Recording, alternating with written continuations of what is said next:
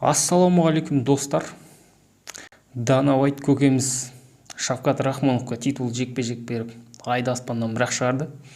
Бұл жаңалықты естіп түн ортасында ұйқыға жатайын деп жатқан мен делебем бозып ұйықтай алмай өзіме бір міндет көрдім, парыз көрдім десем де болатын шығар. Өзімнің YouTube каналыма бір-екі ауыз сөз айту, міндет айту керек деп есептедім.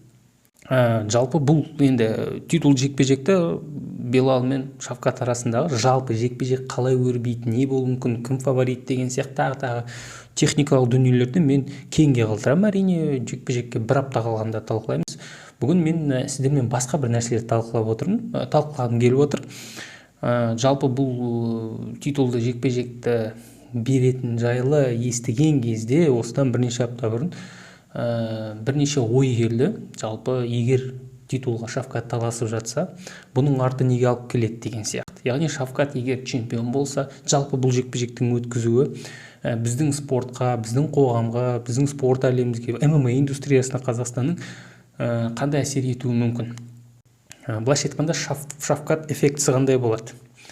Соны талқылағым келіп отыр. Осыған қатысты бірнеше ойым бар. Сіздердің де әрине пікірлеріңіз өте маңызды. Сондықтан комментарийде жаза отырыңыздар. Сосын жазылмай қарайтындар міндетті түрде жазылыңыздар.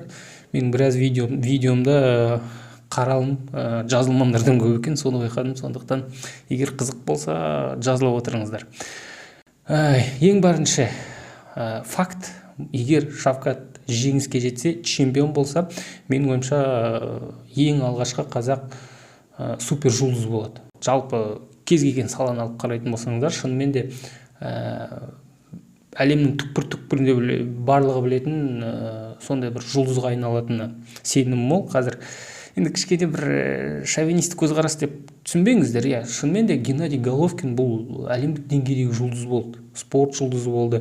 Головкин дегенде бірден ассоциация Қазақстан, ол шынымен де біздің азамат, біздің бокс мектебінің тәрбиесін көрген жігіт. Мен бұл жерде дәл осы ұлтқа қатысты айтып отырмын, халыққа. Алғашқы қазақ дәл осындай бір дәреже деңгейге жеткен, бүкіл әлемде танитын сондай бір атлет болады. Шавкат Рахмонов егер жеңіске жетіп жатса, әрине супер жұлдыз деп айтып отырғанды ұмытпаңыздар. Яғни Головкиннің орнын басатын адам. Бізде әрине спортта әсіресе жекпе-жек түрлерінде енді нәтиже көрсетіп жүргендер көп. Алғашқы еркін күрестен әлем чемпионы Ризабек, Елдос Сметов, кәсіпқой бокста алсаң Жиров, Жақиянов, Бейбіт Шүменов, қазір Жәнібек. Бірақ бұлардың барлығы да жақсы боксшы болды, әлем чемпионы болды. Бірақ бұлар супер жұлдызға айналған жоқ. Ал UFC-дің негізі пиар машинасы Шавкаттың өзін қазірдің өзінде жұлдыз жасап қойды. Небір 6 жекпе-жек өткізген UFC-де. Ал чемпион болса, бұл шынымен де бір ғаламдық деңгейде жұлдызға айналатын спортшы. Оған қоса Азиядан шыққан алғашқы ер адам болады, титулға ие болған, чемпион болған. Бұған дейін тек қана Қырғызстан мен Қытайдан чемпион шыққан. Бұл Қырғыздың сары қызы Валентина Шевченко және Жан Вейли Қытайдан шыққан. Осындай бір факты, ең бірінші факты бірден көзге түсетін, бұл шынымен де қазақтан шыққан алғашқы супер жұлдыз. Спорт әлемінде кем дегенде, кейбіреу Димашты атауы мүмкін. Енді Димаш бұл тек қана өнер әлемінде танымал шығар, ал UFC дегенде әлем түкпір-түкпірінде барлығы біледі. Содан кейін тағы да бір атайтын факт, бұл Шавкаттың жеңісі Қазақстандағы ММА-ге қандай әсері болады. Осыған қатысты бірнеше ой бар. Ол ең алдымен мынаны қараңыздар. Бұл спорт түрі жалпы мемлекеттен қатты қолдау таппайды. Тіпті әуесқой спорт түрі де қазір, әуесқой ММА Қазақстан билігінен, үкіметінен ешқандай бір ақша алып күн көріп жүрген спорт емес. Бұл өз бетімен өз шаруасын өзі істеп жүрген спорт түрі. Бәлкім билік басында отырғандар кішкене ММА-ге басқаша қарауы ықтимал. Өйткені Қазақстандағы ең танымал адам бірден Шавкат болса керек, егер чемпион болса. Сондай факты бар. Яғни чемпион болса, әуесқой спортқа әсері мол болуы мүмкін. Ал кәсіпқой спортқа қандай әсері болады? Кәсіпқой ММА-ге қандай әсері болады? Бұл жерде Шавкат ММА-ге жаңа аудитория келеді. Және ол адамдардың жартысынан аз дейік пе, қазақстандық ММА-ді да қарай бастайды. Мына жақта кім бар деген сияқты. Яғни біздің ішкі жүрген лигаларға да бұл өте бір орынды жеңіс болады. Өйткені қазір тоқырау бар ішкі ММА-де, ішкі лигалар көрермен тарта алмай, қызығушылық төмендеп, қаралымдар төмендеп жатыр. Бұл жаңа бір серпін беруі мүмкін ішкі лигаларға. Сондай да бір қызықты факт атауы болатын шығар. Ол әрине сосын Шавкат Рахмонов Қазақстанға UFC-ді алып келуі мүмкін. Бірақ чемпион болса, ол тек қана нөмірлі турнирде жұдырықтасады, ал Қазақстанға нөмірлі турнирде әкелу екі талай. Бірақ Шавкаттың эффектісі осыған да алып келуі мүмкін. Одан кейін тағы да қозғайтын мәселе бұл осыдан бір жылдан астам бұрын Дархан Қыдырәлі деген министр, естеріңізде болса, аралас жекпе-жекті ережесі жекпе-жек деп атап, тіпті телевизордан, ұлттық арналардан, Қазақстандағы жалпы ұлттық арна емес, жалпы телевизордан көрсетуге тыйым салып тастаған болатын, квази мемлекеттік секторға қатысы бар. Бұл ең алдымен Қазспорт әрине.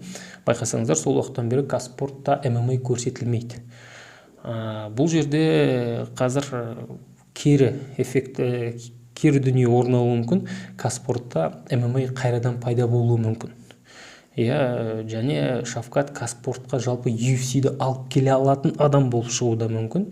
Өйткені енді бұндай ғаламдық деңгейде Қазақстанның азаматы, Қазақстанның туымен шығып жатқан қазақ басына тымақ киіп алған, оған игнор жасау, енді бұны қалай сипаттау керек екенін білмеймін.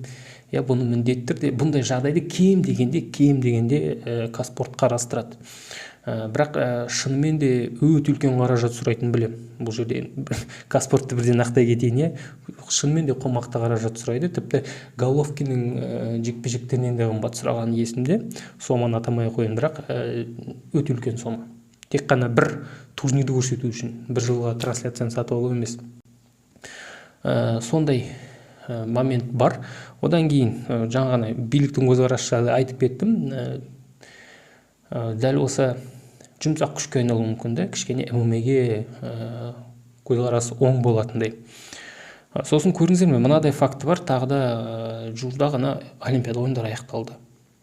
Олимпиада ойындарында ақыры даумен бітті. Біз пәленбайынша орында қалдық, медаль алатындар деген алмады. Абыройлы болғанда әйтеуір елде осы алтын медаль алып шығып, кішкене ұлттық құраманы жалпы Олимпиадалық комитет кішкене де болса құтқарып қалды деуге болатын шығар. Бірақ ақша қайда кетіп жатыр, неге осыншама қаражат деген әңгіме туып жатыр. Алма жақта қараңыздар, мемлекеттен көк тиын алмаған адамдар, жалғыз Шавкатты айтпай, қазір UFC-де 5 бірдей жігіт бар Қазақстанның. Барлығы өз күшімен жеткен адам, мемлекеттен бір тиын алмай.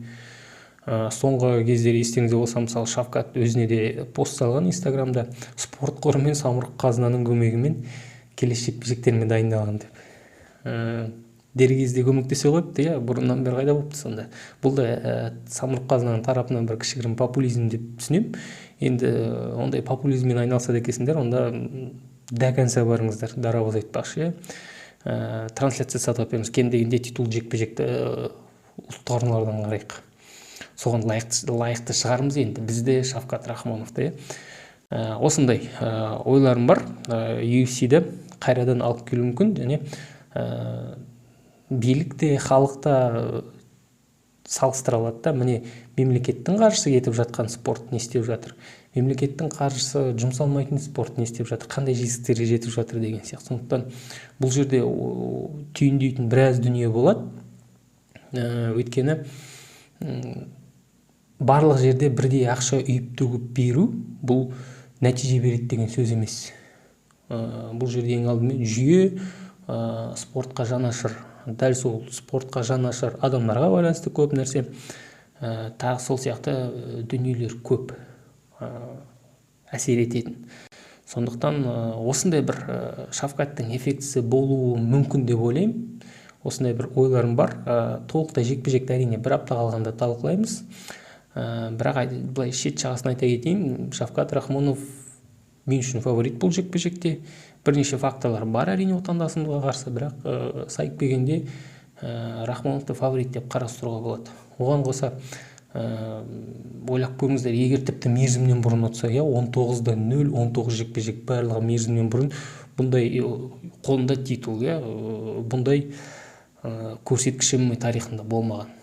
Бұндай көрсеткішпен әрине бұл ММА тарихындағы үлкен бір көрсеткіш, рекорд болмақ. Әрине бұның барлығы біз қазір жай ғана пайымдап отырмыз, бірақ егер деген сөз арқылы сөйлей, болып жеңіп жатса осындай болуы мүмкін деген ой бар іштей. Жалпы бұл титулдық жекпе-жекке дейін де қазір алдағы 2 айдың ішінде ММА-ге қатысты біраз дүние Қазақстан қоғамда, спорт саласында біраз өзгерістер болатын сияқты. Іштей солай ойлап отырмын, сезіп отырмын. Бұған қатысты сіздер не дейсіздер? Өз пікірлеріңізді комментарийге жазып отырыңыздар. Осымен сіздермен қоштасам, қош сау болыңыздар.